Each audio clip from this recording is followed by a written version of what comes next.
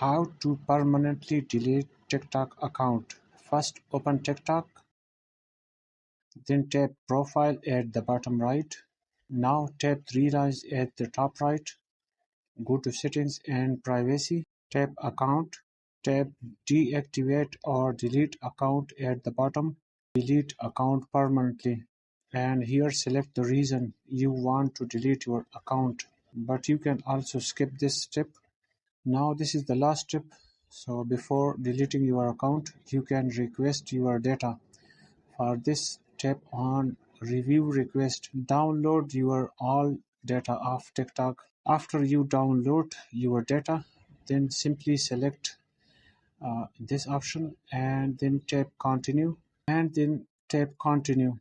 You will receive a code at your Gmail. So simply copy the code and paste it here and then tap Delete Account. This will delete your account permanently.